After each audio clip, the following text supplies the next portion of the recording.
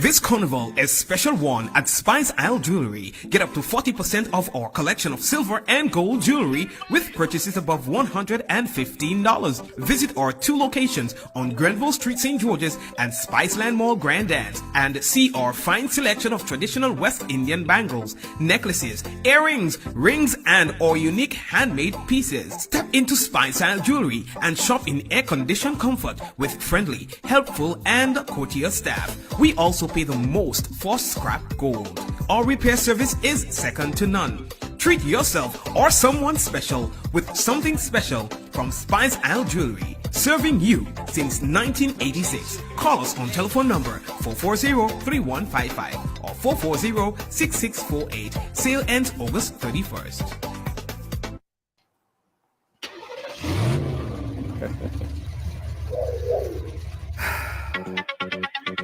Yes, welcome to the ride, guys. Welcome to Ride Along Live for today, Monday. Let me tell you, in this technological world, you have to sometimes give way for technical difficulties, right? And sometimes there's nothing you could do. Okay, but anyway, we are here. Yes, we are here. Oh Lord, you see, bless Gail Taylor. Yes, I know I'm late, and at least guys, all you have to give me at least 1 or 2 allocated days that I could be late. All right, because all you know, are always on time. All you know, are always on time. Right? All right. So I ain't gonna stick, guys. We're going straight into it because we have a lot to discuss, a lot to talk about, a whole lot of things to put into perspective. Yeah, me, you, and everybody else. And we have a guest, Mr. Micheal Baptiste, will be joining us. You guys are going to be able to hear him because he is a former opposition leader. And he would be able to help us put this thing into perspective. I know you guys have been hearing a lot about this Faith. Let me get the full exact name of the organization. You guys have been hearing a whole lot about it for this past couple of days. And, you know, a lot of people call me and they came in late into the conversation. So they're not privy to all the information. That's why we decided to bring the former opposition leader. Faith. Yes. Okay, I'm getting the full name of the organization. I don't want to misquote.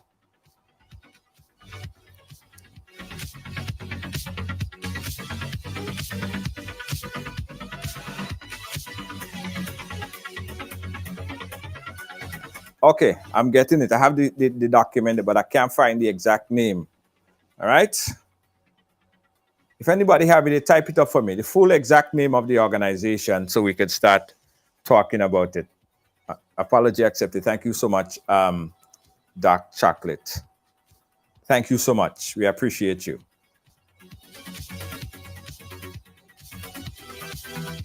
Okay. All right. If anybody had the full name of the organization, guys, we know it has Faith, but it has a full name. Is a 501c3 organization. And in fact, I wanna bring everyone into perspective with the video that I did that summarized how the whole conversation started. Check out this video, and when we come back, we bring in Mr. Micheal Baptiste and get to talk about it in further details. Check this out.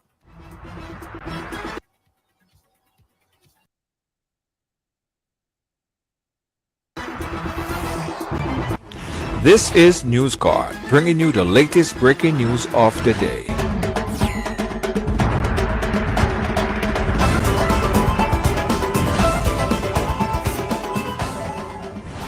Now, during this press conference that was held on August 25th, 2022, the media got the first-hand opportunity to ask questions directly to former Minister Emmeline Pierre about a little-known organization that has been creating a lot of buzz in the blogosphere lately. It was reported in a document published on social media that the Faith Organization for People's Development Incorporated received a government subvention of over $1 million. And there's an issue now with some workers who are doing sanitization in schools associated with the Faith Development Organization Incorporated in the former minister, the current MP for that area, Mrs. Pierre's constituency. All of the persons involved in Faith, I know them closely, all of them. I have a very good working relationship with the organization that is registered as a community-based non-profit organization, and have worked very closely with them. As a matter of fact, I want to say as far back as the construction of the Telescope Resource Center, and that was when that working relationship continued, and continued. Now, as you could imagine, members of the media had many questions to the former Minister of Education, trying to find out if there's any possible linkage between the organization and the former minister. My former office manager is one of the directors of Faith, responsible for projects. And as I said, the persons involved are persons who are involved in community development initiative, and particularly areas that I'm passionate about. Now, in a document posted on the Vision Information Service Facebook page, showed a total government subvention of $1,191,416, with operating expense with over $1.1 million and salaries and stipend of over $1 million. Concerning the nonprofit organization, that has been a topic of debate. Now, what specific role did you play in influencing the establishment of this nonprofit? Well, of course, I always encourage, and persons who have been to communities that I have engaged would always be able to say that this is something I've encouraged, community organization, taking responsibility. And as it relates to Faith, I have always been advocating for NGOs, community-based organization, to get more actively involved in projects within, not just in our community, but throughout Grenada. There's a need for that, and I believe anybody would want to encourage and support those initiatives. Popular media personality Kem Jones spoke out and had many questions. We need some explanation from those who are closely aligned to this organization, because it's kind of unheard of. It's not conventional that the government will give to an organization $1.191 million, right? $1,191,000 as government subvention. Now, in addition to this, we did get reports from a number of individuals who is yet to get compensated for months of service with the said company. Now, that is certainly a story that we are paying a lot of attention to, and will update you as more information is gathered here and Right Along Live. I don't know, I just have a feeling. All right. Okay, good. So we're back. So this is a perspective of what transpired during the press conference that was recently held. Again, joining us right now to help us put this whole thing into perspective and answer some questions as to his understanding as to what's taking place here is former opposition leader from my area, Mr. Micheal Baptiste. Mr. Micheal Baptiste, could you hear me, sir? Mr. Baptiste, could you hear me? All right. Let's see if we could reconnect with Mr. Baptiste. Stand by, guys. We're going to reconnect with Mr. Baptiste. In the meantime, guys, we're going to be opening up the phone lines pretty early for everyone who wish to participate and lend their voice to the discussion. In the meantime, let me just call Micheal Baptiste back. He's been having some technical difficulties a little bit earlier, and so that was resolved. Let's work on that right now.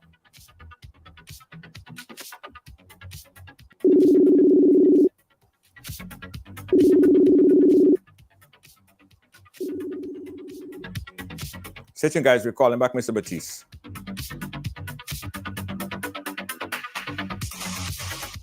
Micheal, are you there? I'm here. Are you hearing me? Yeah, I'm hearing you. I just want to make sure that we don't get cut off again. Stand by.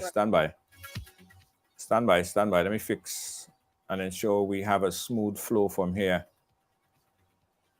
All right, Mr. Baptiste, welcome to Ride Along. How are you doing today, sir? I am very well, and I hope that you are, and all the wonderful listeners of a pleasant evening to everybody. Yes. Mr. Micheal Baptiste, you are a former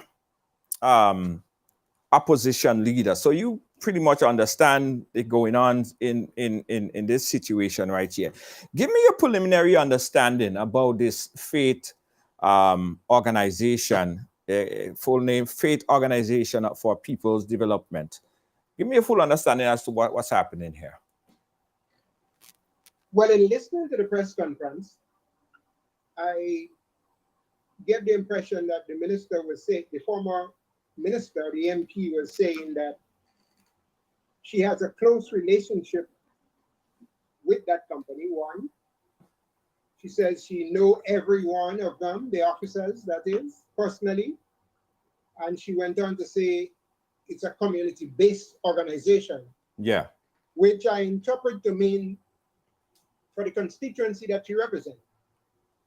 But in looking at the officers of that company, most of them does not reside in that company. So in the constituency where that company is based.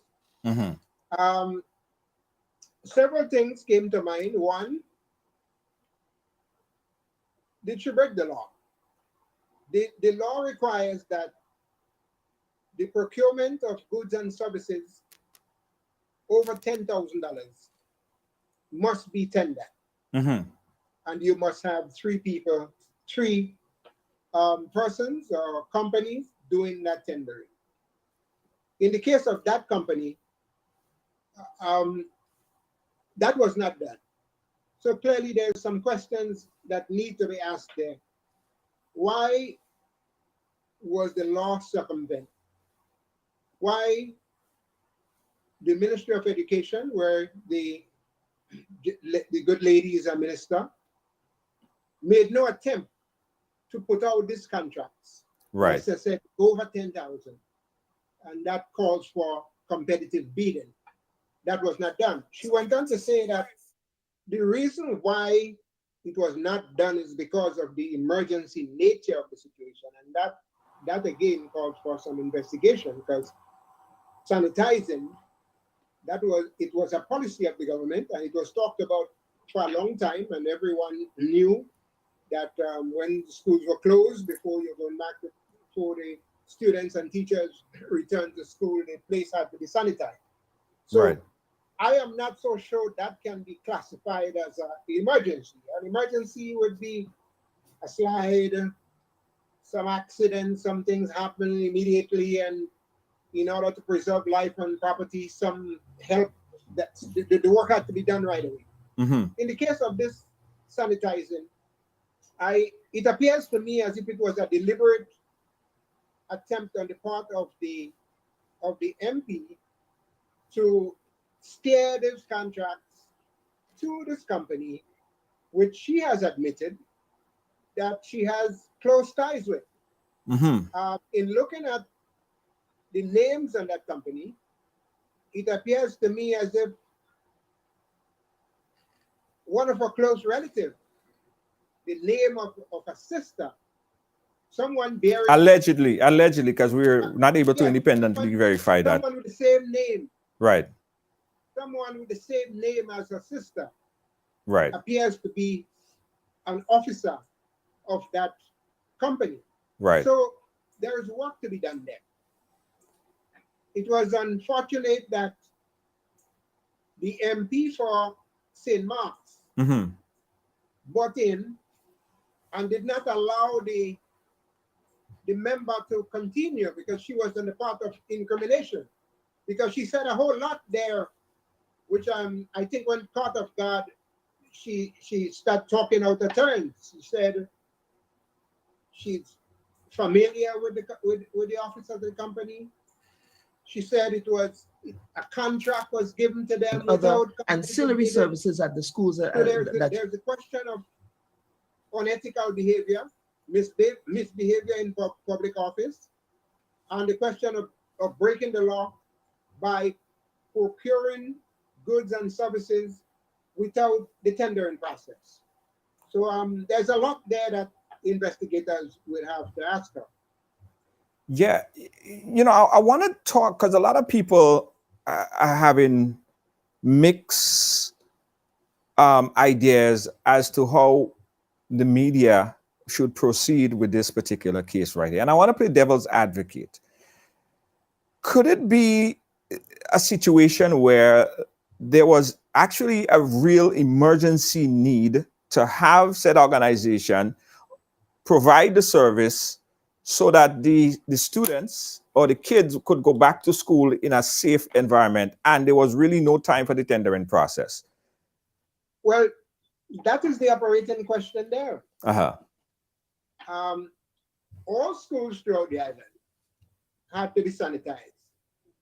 So to single out Faith and say, well, Faith had to be given the contract because of an emergency nature. Again, I guess the forensic auditors will have to look at the company. There must be a paper trail. And what is most troubling? The employees of that company are people on the bottom of the economic ladder who earns less than minimum wage, $600, $700 a month, while millions of dollars are going to a company of that nature. And when you look at the area that the goodly lady represents, you look at Telescope, an area riddled with poverty, Trenchtown, Subies, Markey, Monfan, Kuma, Cathay. That is the poorest constituency in the country. And one would thought that the MP who talks so much about vulnerables and love for the poor, one would thought that should be creative enough to pick a single woman head of household or some underprivileged or vulnerable person in the constituency and steer some of these lucrative contracts too. But in looking at the names on that, it appears to me as if it was a safe haven for the NNP operatives.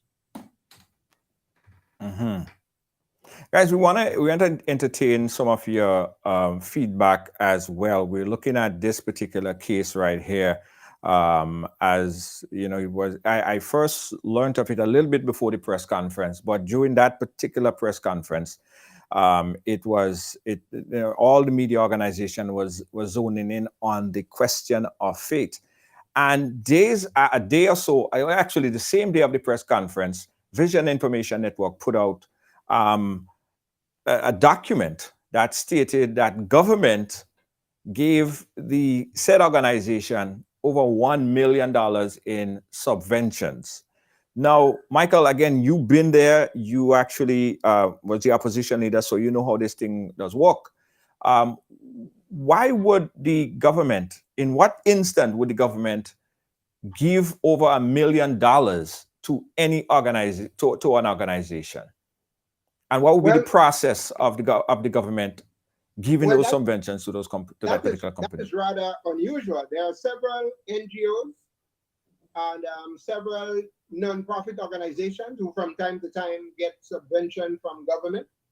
But I can't recall in recent times that so much have been done to an organization where the minister have close ties and where the names of persons who appear to have the same name as the minister's sister and other NNP operatives are officers of that company. So it's very unusual. I think, again, we have to proceed with caution. We have to allow the, I wanted to say FIU, but then I quickly swallowed that, knowing that FIU was headed by the said person's husband. So while all of this was taking place, they had a carte blanche because they were protected. There were no money laundering charges. There was no investigation as to this fraudulent companies that were set up. They were allowed to operate freely. But let me add, it is the modus operandi of the new National Party. Now, leading up to the 2008 general elections, it was revealed then, and the evidence that was there, that the then Prime Minister, Dr. Micheal, amended Section 8 of the Finance and Audit Act to enable government to loan his family millions and millions of dollars. I mean, when he was cornered and he was cut, he was forced to then reveal to the parliament that yes, his family is involved. And yes, his family would repay that loan. That you're talking about $18 million that was given to that company head where his family was involved. But he has admitted it. So we can say the Prime Minister's anti-children, 18 million. And then another $4.5 million came from the Treasury to pay the telephone bills of Dr. Micheal anti-children's company. And here how he operated. Same way as Faith, here how they operated. In the same manner as Faith, they had, in this case, they had a relatively unknown person fronting as the president of the company, while the rest of Dr. Micheal's family was the main operators. And we saw what happened. Now, the NDC came into power in 2008, and just like the Faith company, they talk a lot of hoopla, lot of noise they made, and the public was expecting that a transaction of that nature with so much nepotism, where the law of the land, and here's what the law said at the time. The law said, Section 8 of the Finance and Audit Act was quite clear. He said government cannot loan money to private individuals or private companies. Dr. Micheal amended that law to say except in the case of his family, which is again a clear breach of the Finance and Audit Act. Hold on. It says except in the case of his family. It says that verbatimly. It said except in the case of call center. Okay. Which was his family's company. Okay. Now, a lot was said. The NDC went in. They promised to investigate, and as of now, that $22 million is still outstanding, because the only way you could get easement of a government debt is by virtue of an act of parliament. So a lot was said on that. A lot was said about other companies, but I think we the public and the news media have to stay on top of this.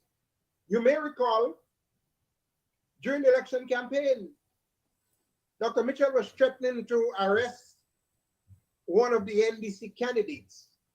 He was saying that he's not sure that candidate would make it on nomination day for allegedly a minor infraction. But here you have a situation where clearly laws were broken. The question that have to be asked, why was it necessary for the Minister of Education, and the then Minister of Education at the time, through her Ministry of Education, to award such lucrative contract without bidding? No competitive bidding, not even advertising as it ought to be, as the law allows.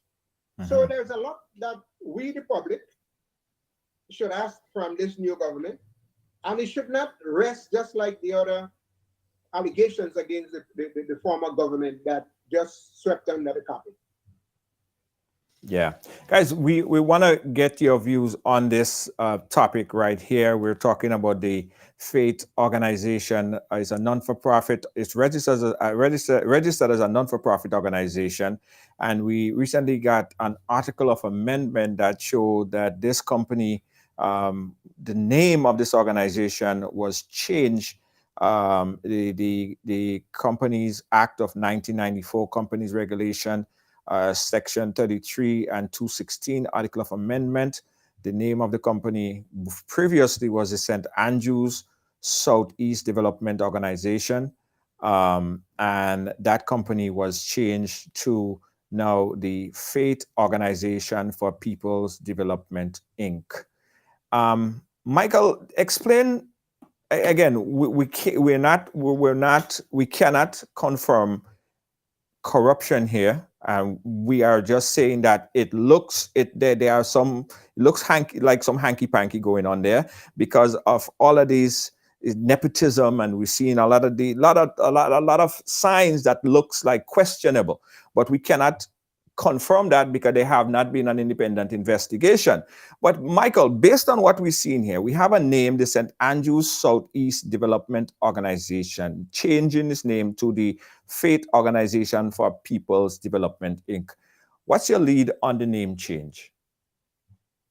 Well, the name change is to, again, circumvent the process and to camouflage the name as to not make it look that conspicuous, changing from a constituency-based organization to a faith to the name faith whatever. I think it was a deliberate attempt to branch out the community development organization into a company where contracts can be steered. The representative went on to say that she knows them well and she has a close working relationship with them. But you know, the question I think the media did not ask, where is that faith office? Was it operating out of a government facility? You see, that's the question asked, because she said a former office manager in her constituency, was a part of that as well. Now, it is my understanding that a lot of these activities took place in the parliamentary office for St. Andrew Southeast. Because on any given day, you can see the number of people going into that office, working out of that office. But Micheal, we cannot independently confirm that the people working out of there are working out of or for the benefit of faith. The parliamentary. Well, I am not saying they're working for the benefit of faith, but in a constituency office, you would have the secretary, and you may have the cleaner. Right. And possible now and again the housing coordinator or the youth officer may from time to time come out of there. But that is another part of the investigation. Mm-hmm. Were they working out of the parliamentary office? And I suspect a lot of emphasis would be placed in that direction, because that again would be another violation, a violation of the law. A private entity should not be operating from a government facility. All parliamentary offices are paid and staffed by the clerk of parliament. And of course, it is the office for the said representative. If, and I said if, upon investigation, that constituency office was used by Faith to conduct a business, I suppose we have another violation of the law. So there are several areas that I think one need to ask some questions. Well, definitely, I'm seeing a lot of questions. There are so many people in the chat room voicing their opinions, various questions on the subject. But I want to get you guys' voice on it. You could call in at any time. The number that you could call is 718-701-5720. That's 718-701-5720. Call us right now. Let us know what you think about this whole Faith organization. And also,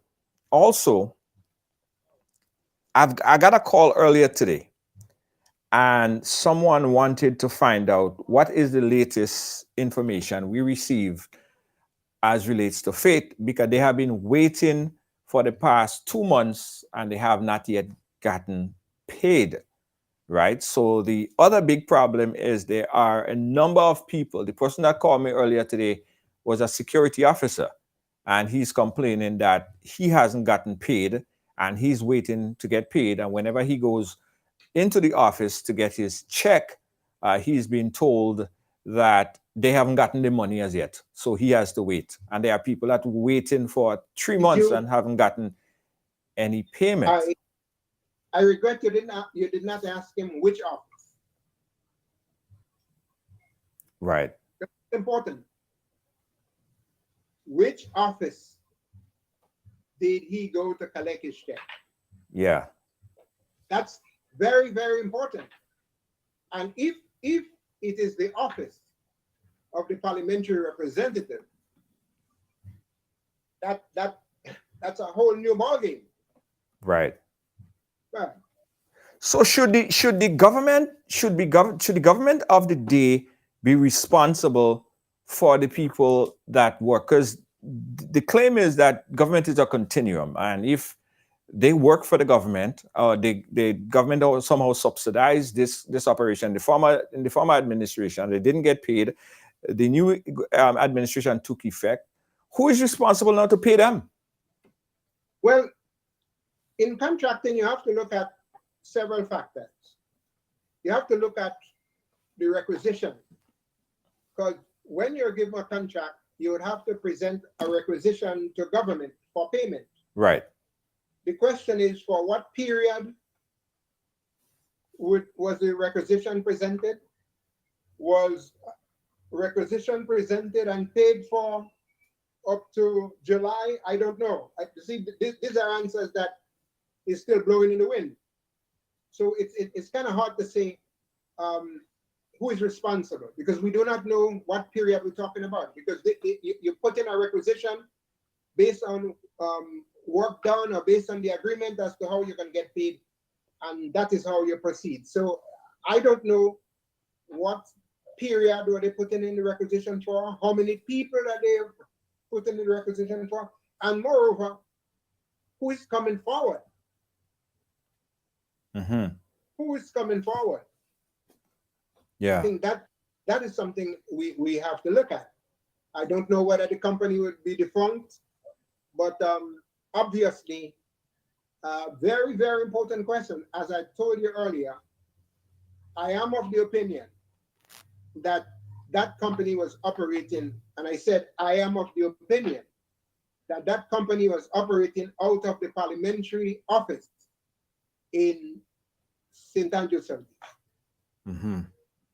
And I am of the very, very strong opinion, and maybe I may be able to back it up with some evidence as to why I may do. I am of that opinion, but I am not ready to do so here.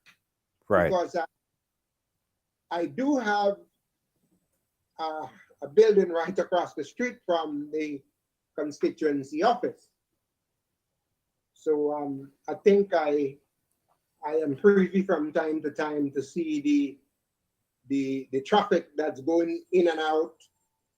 So hence the reason why I formed that strong opinion that that company was operating out of that office.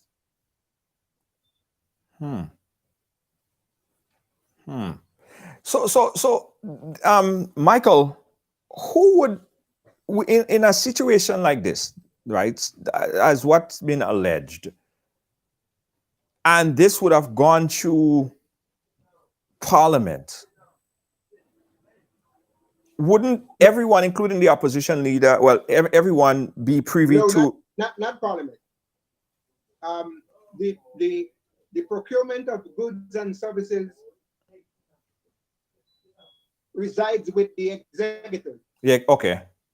That is the executive, or what we call the cabinet. Or the cabinet. In case of allocation on a vote or budgetary allocations on the expenditure, that would fall under Parliament. The approval of the estimates of revenue and expenditure for that particular year, with the vote included under that for a specific purpose, will fall under Parliament. But once it leaves the Parliament and Parliament approves the estimates of revenue and expenditure, it goes to the executive, and they disperse they take on the administrative part of that process. So where do we start to look for paper trails? Well, the Prime Minister is sitting. The Prime Minister would be sitting in an area where some of the paperwork may reside. And, most of we have to go back and look at vote 340.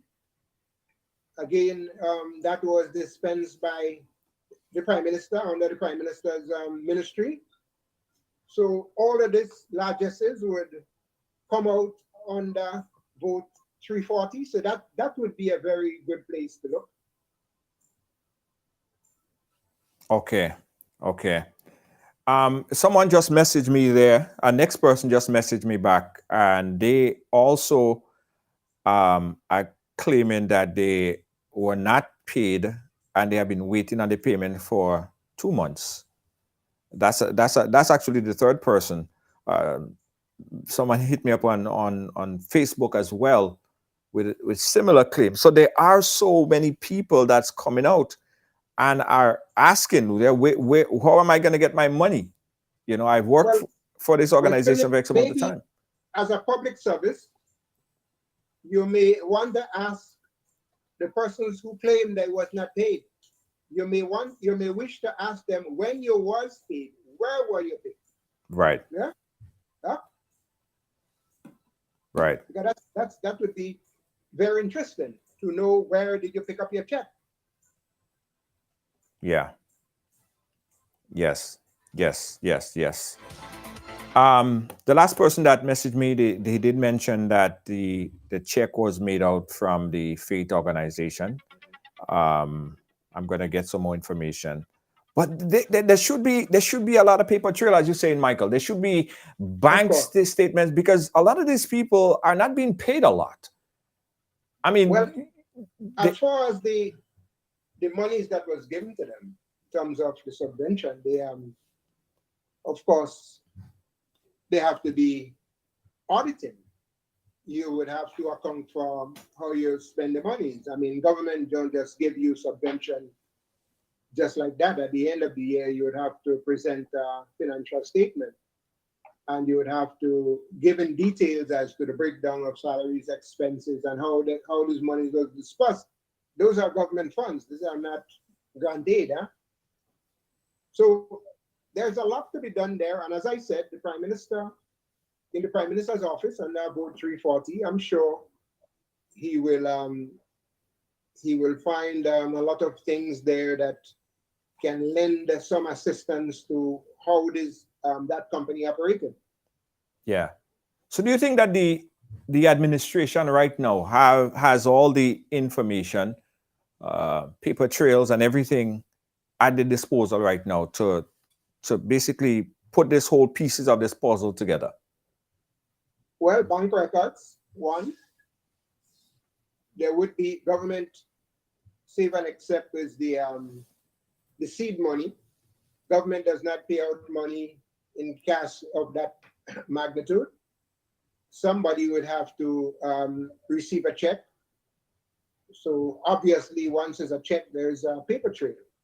And you'd have to look at also the requisition. What was the check given for what period? Right. And they will have to indicate how many people on payroll. I'm sure all of that would form part of their requisition when they would have applied for payment. So there's a lot here that is a starting point. And since the minister gave such a big opening, she said more than I thought she should. Because indicating that she's very close to all the members, and she has a very good working relationship with that organization. One may ask the nature of that working relationship. And as I said, we will have to find out where the offices are located and to see if there was collusion between the faith organization and the parliamentary office for the St. Andrews Southeast constituency. I think that's a very important avenue that investigators may look at. Yeah. Again, guys, we open up the phone lines. We want you guys, I'm seeing a lot of comments in the chat. Of course, I can't get to all of them, but I know you guys have some important question, and we want a chance to get your voice on it as well. If you want to ask a question to Mr. Micheal Baptiste, you could do so by calling, again, the number on the phone on the screen, 718-701-5720. We're talking about the faith organization, and what is being put out there right now is a call for possible investigation into this particular organization. However, there are people who don't think. In fact, I put out a post last week, and there are so many people who are just calling this a witch hunt. People who don't think that it should be something that we should even look at further, because they don't think that there's any there. So we want to get your voice on it. If you think that is something that not only the media but the authorities should further investigate, or do you see it as a nothing burger? There's absolutely nothing there. Want to get your both sides of the conversation. So we open up the phone line, 718-701-5720. Jump to our first caller. Caller, live, where are you calling us from? Hello? Hello, good night. Hey, good night. Caller, you live. And how are you? How are you, Junior? I'm doing fine. Where are you calling us from? Trinidad and Tobago, and I love your guest tonight.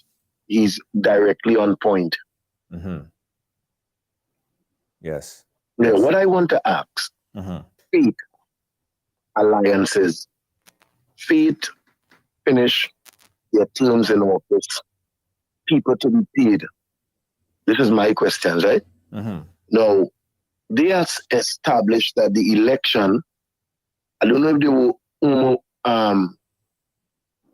they were overzealous on themselves, that they believe they would have won the election, so they could have keep this subsidiary of, I don't know if it's campaign funding or parliamentary gifts or implementation of a minister in collaboration with a sideline partisan, so to speak. Right. But these people who was waiting on their remunerations understand that they have lost the election. Now, saying that you was not in cahoots with the party, that's a lie. You understanding that if you lost all your package, you lost your remuneration, you lost everything. The paper trail is in the minister. Who said that? We could believe that according to Mr. Baptiste, but you could get the paper trail of the checks. Getting the paper trail of the checks, remember she have a affiliation. She said in her own words, she are close with that organization. They have a good working relationship. But when it passed through cabinet, that is the party itself making a decision to give that subvention to that institution, which we have the same, they just call themselves non-profit and all these things, but they are affiliated in a different sector behind the door. So the people who is calling for their salary have to think, rethink, and understand that they know that that establishment was only built based on as long as they were in power. The paper trail to get directly to understand where we at and where we going to do like a FIU or to do investigation depends on the bank and where the check sender end.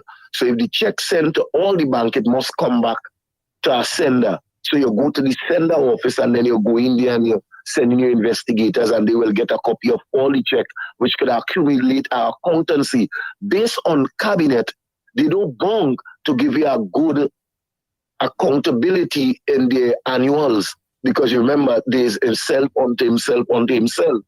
So we could make up the books and do things which is not forensically, we'll put the right word, supposed to be done, so to speak. Right. So we know they could do what they want and chop up their own thing.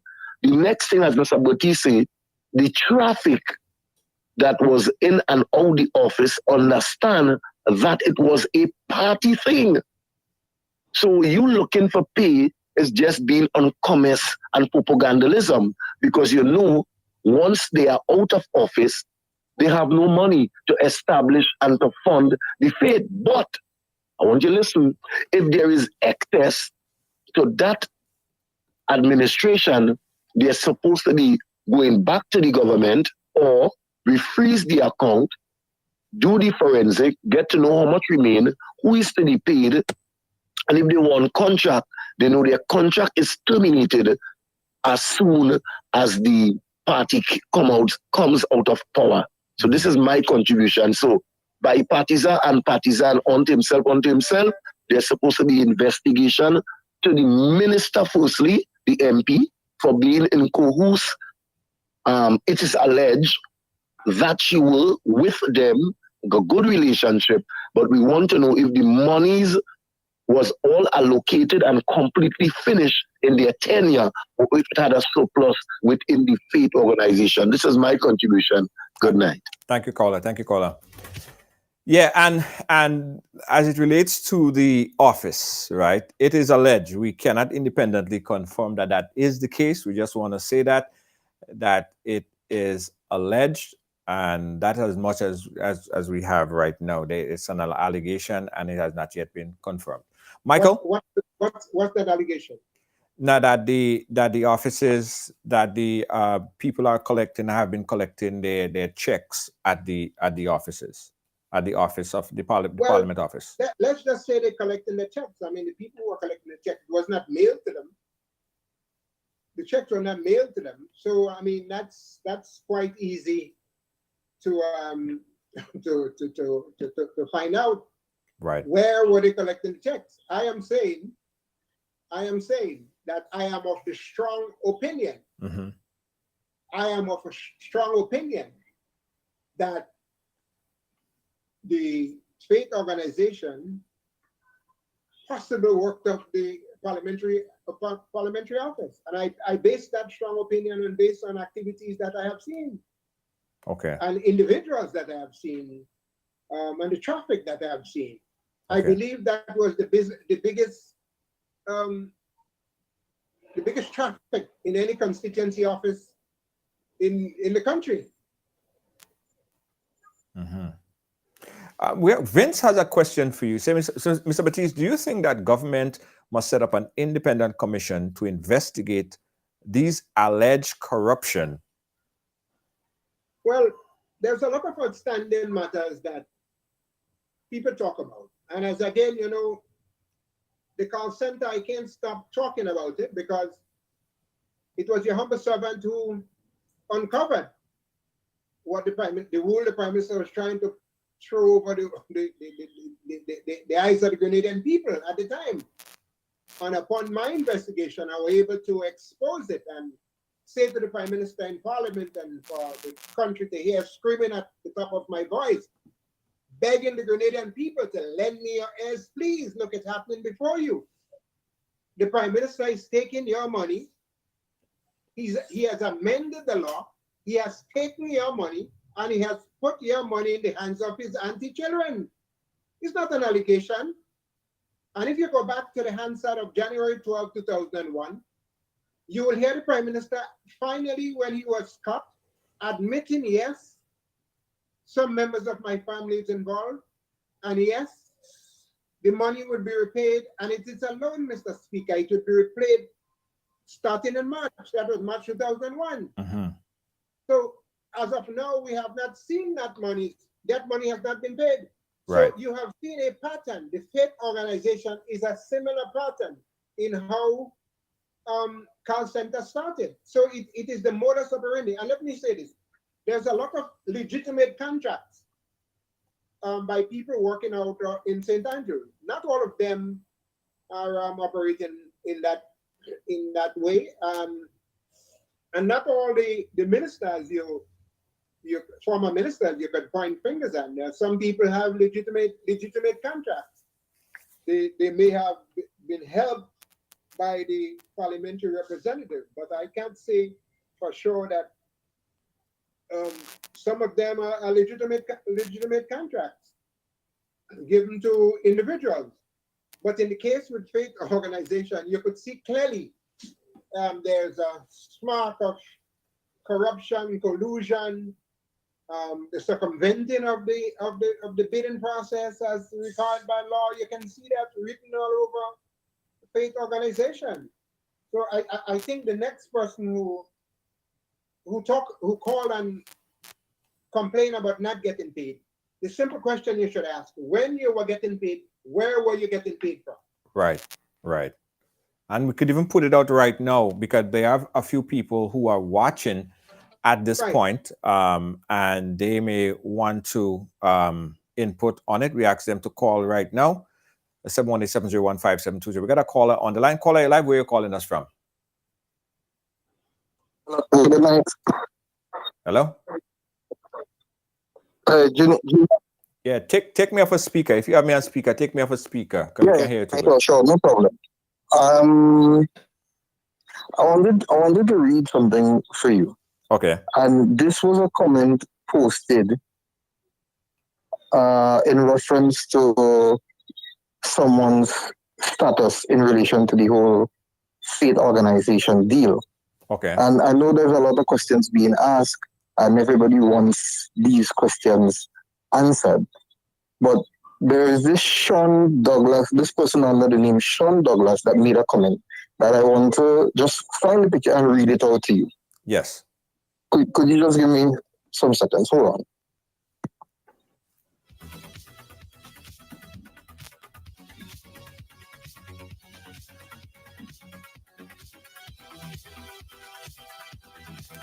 Yeah, we're waiting on the caller. Yeah, this is it. This is the comment. Yeah, go ahead.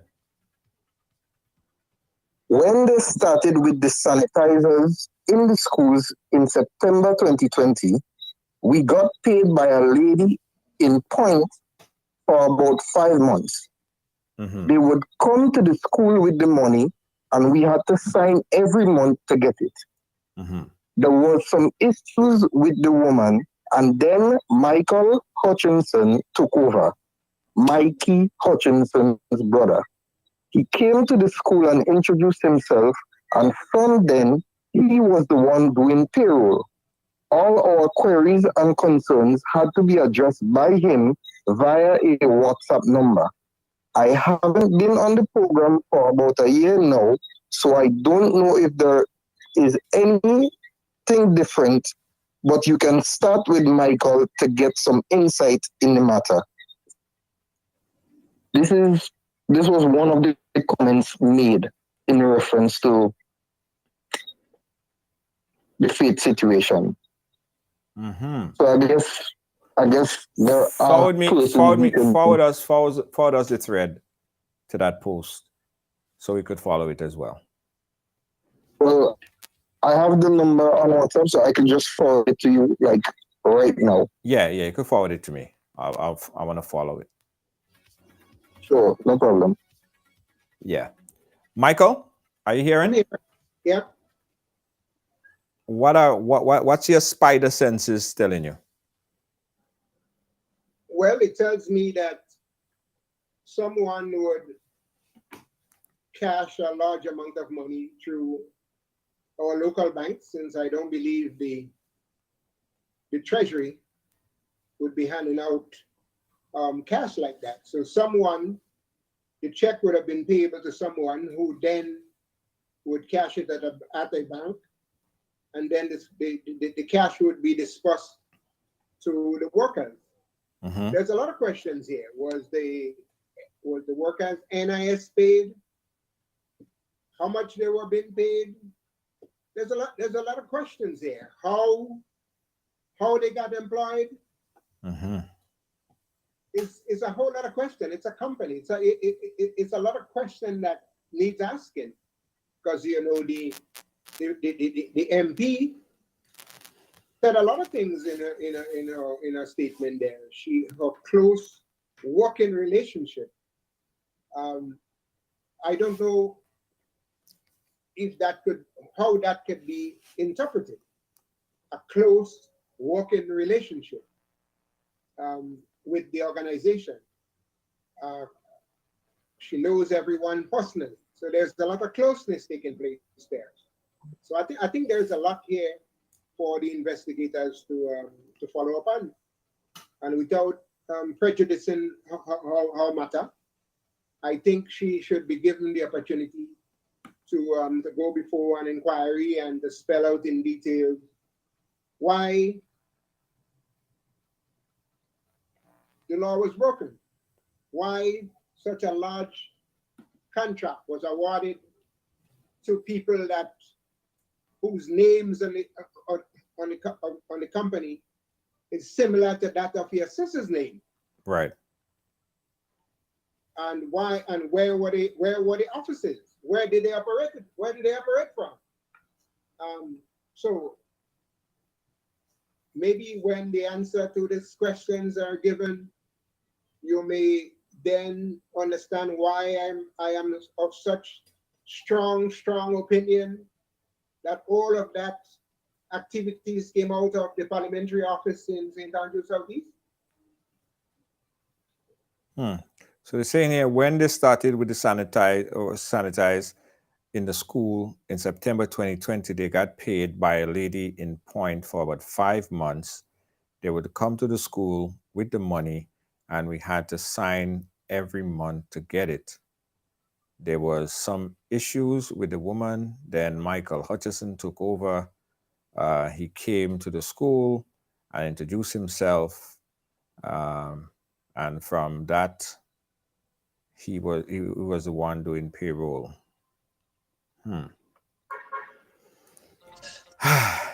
Interesting stuff.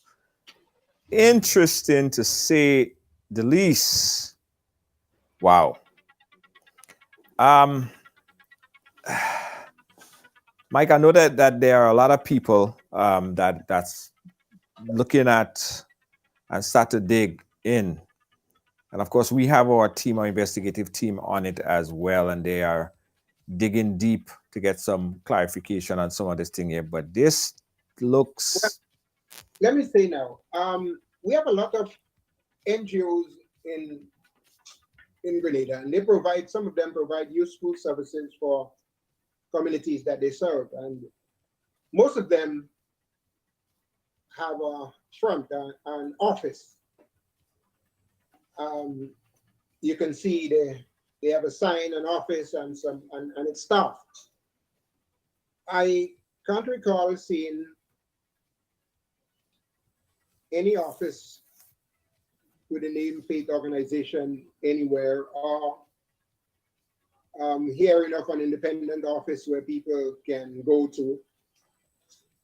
Again, question, why would government give that large subvention to an NGO that does not have a permanent office somewhere? I can't, I don't think anybody came across the office where that NGO that's receiving millions of dollars, I can't recall seeing any office in St. Andrews where they're located. The red flags is it's not $10,000. It's not $5,000. You know, some companies may get $5,000 as an NGO, but this is over $1 million. But you know, what is important here, you know, it's the jubilant that came from the NNP platform when the MC, I think it was Sharma, and then the Prime Minister chipped in, and he said that he's sure that the candidate in the South would make it to nomination day. He's an NP candidate. But he was not so sure that the candidate for the National Democratic Congress, and it was insinuating on the platform that he would have been arrested and charged for something, I don't know what. Yeah. Or whatever it is. But here you have the Prime Minister in the heat of an election, insinuating without shedding any evidence of wrongdoing from a political person in the heat of an election. And as fate would have it now, we are now overwhelmed with all these irregularities coming out of the office of the member for St. Andrews Southeast. And moreover, her husband that heads FIU. Look at all the young people. Look at all the young people that the FIU has brought into this, their names into disrepute. Look at Michelle Alexander. Look at Joel Greenidge. Look at Kim Jones. And what was their crime? They were not given $1 million subvention in no way, not operating anything illegally. All they probably got was $20 to assist them in doing their civic duties, which is to go on port duty and maybe go around the parliament and show their presence when some of the outrageous laws were threatened to pass. FIU made it their duty. FIU headed by the very said MP's husband and blacklisted several of us with some financial institutions. Western Union, MoneyGram, their names were listed as because of their subversive activities, they said. So therefore they couldn't, up to today, they can't do any transaction with MoneyGram or Western Union. You speak with Michelle, she will tell you of thing. And what was her crime? She was never involved in any illicit activities. She does not have any monies to launder. She's not involved in drugs or prostitution. Yet this very said FIU enlisted her as a threat to the security of Grenada. And right or wrong them, look at all the things that's happening. So today, I mean, it's I know in the past that the previous NDC, they talk a lot. They said they would do a lot. They let out a lot of steam. And when they got into office, they got comfortable with the job, and all of that went down the drain. But I think the time has come now where some examples have to be set. The Prime Minister did it. I don't know if he got away with it because the statute of limitation is still there. There is something outstanding with a $3 million that was given by Trinidad for a Coast Guard vessel that has not been accounted for. the money was not used for the purpose of which it was intended. Recommendations were made to the then head of FIU. I think it was a Joseph Fuller that was then. The NNP came into office. They push him out of the way, and so far we have not heard anything about this investigation. So there's a whole lot that we need to do. They need to investigate just like the NNP do with innocent people. And I think the law should be equally applied. Why would the Prime Minister insinuate that the then candidate should be arrested and charged and he wouldn't make it to nomination day, and here he has his then minister breaking the law by awarding contracts without proper bidding? That's illegal. That's illegal. Yeah.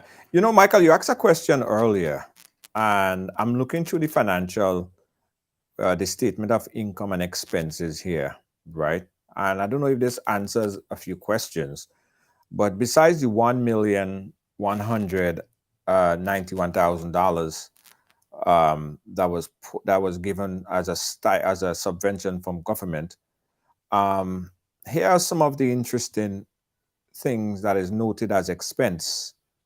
NIS contribution, 115,000. So you ask about if these people or if payments was made to NIS.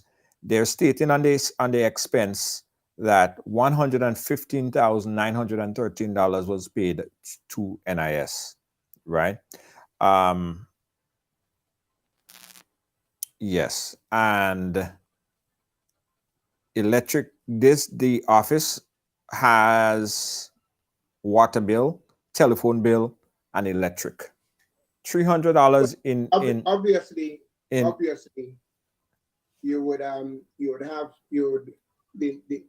listing of the telephone would be easy. The electric bill would be easy too, because of course we do not have wireless electric just yet.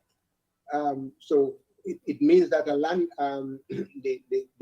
landline would have been installed.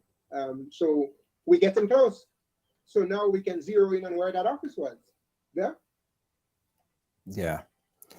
And because, go ahead, Michael. Yeah, the location of the office is directly proportional to the relationship that the Member of Parliament has so appropriately discussed in the press conference. She said that she had a close working relationship. So the location of Faith Office would tell a whole lot. Yeah. Guys, we open up the phone lines. We have at least about 10 more minutes before we wrap it up right here. We want to get some of your calls on it. We continue to get so much information into our... hold on, I'm getting some information. Let me just digest this a little bit, ingest this a bit. All right, so the Faith Office is at the Telescope Resource Center. Someone just sent me that information that the Faith Office is located at the Telescope Resource Center. That just came into us, Michael. I guess in answering the question as to their location, at least their location is registered at the Telescope Resource Center. That is where in the articles of incorporation. Right. Well, this person just sending me there. I'm getting a lot of information. I'll need some time to go through all of it. Physical address that was given in the articles of incorporation.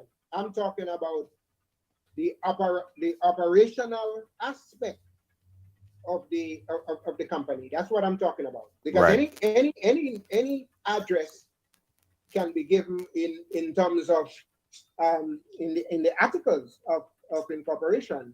That's when you form the company, you may see that I am John Broad, I'm John Brown, my address is in the middle of the street or whatever. But in actuality, you don't really have to be there. Right. Yeah. Okay. Yeah, listen, we are getting so much information, Michael. I want to share some of it to you to put it into perspective. I wanna go through everything. About 7 or 8 different messages have been coming in.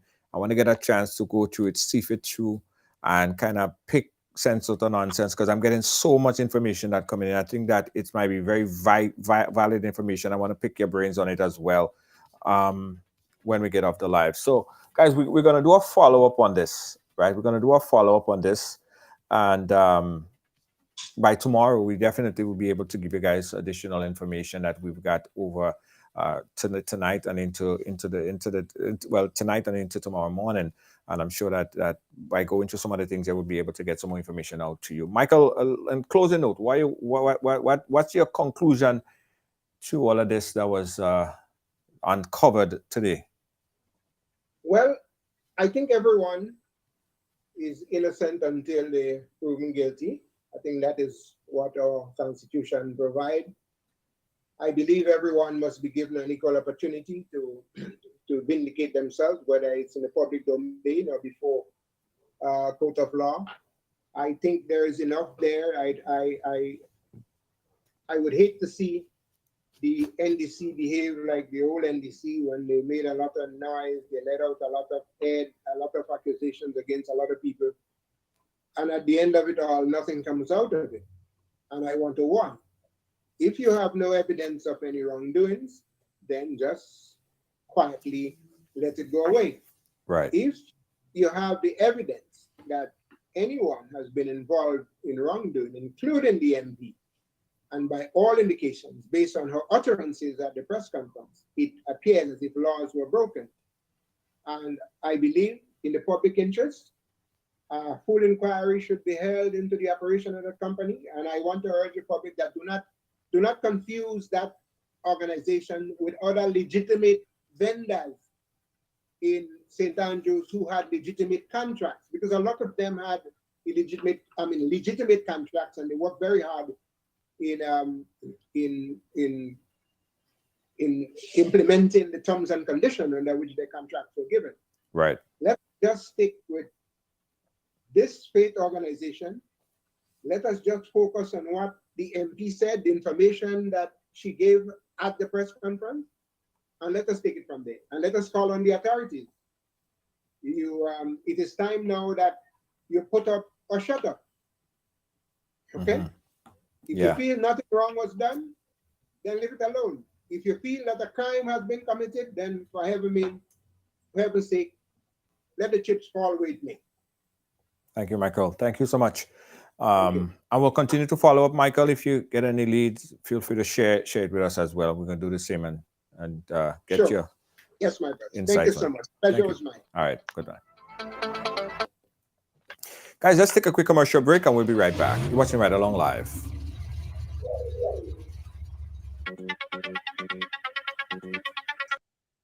Canadian products are now only a mouse click away at GrenadaMarket.com. Nutmeg and guava jams, jellies and syrups, world famous nutmeg pain relief spray, black sage, soursop, lemongrass, and guabande bar. Ordering is simple and friendly. All major credit cards accepted. Safe, secure shopping guaranteed. GrenadaMarket.com ships your product anywhere in the world. So when you can't go to the island, the products off the island can be sent to you. Just log on to www.grenadamarket.com and experience our quick delivery and homely service.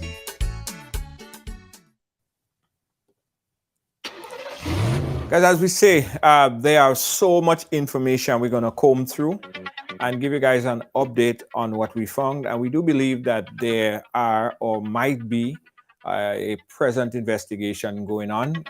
We are trying to get information our own self. And as soon as we get any news on any development, on any information, we'll make sure share it to you on our Facebook page. But we're going to continue to follow the story and keep all our viewers updated. Thanks for watching, guys. Thanks for being a part of our program today. We'll catch you guys again tomorrow. On behalf of all our team here at Ride Along Live, in the chat we have Gail, Charles, of course, Deanne Fraser, and Kibbs. Kibbs actually Notting Hill for Carnival right now. And our senior producer, Lois JJ, we say good night. And Jacoby holding it down, technical side here, live from New York City. I'm Junior George. Catch me again tomorrow. Good night.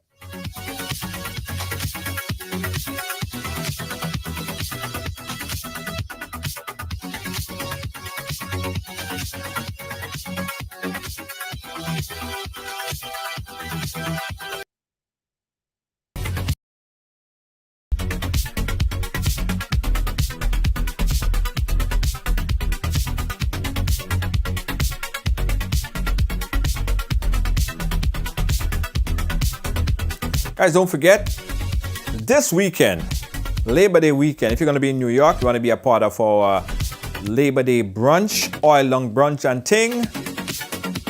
Look out tonight, guys. We're going to be posting all the final information, the location, and of course, your pre-order. You could pre-order your oil dung, you could pre-order your Lambie waters, you could pre-order everything. All right, that's our brunch, cocoa tea, oil dung, bakes and saltfish, and a whole lot more. It's the Ride Along Support Group brunch this weekend, Labor Day weekend, New York City.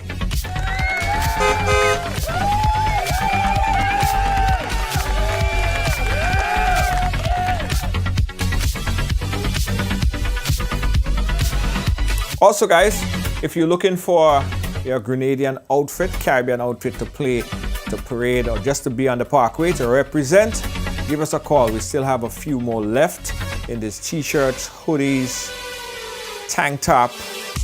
Give us a call right here, Ride Along Live, and get yours. We're just in time. If you have not yet gotten yours, just in time for Labor Day.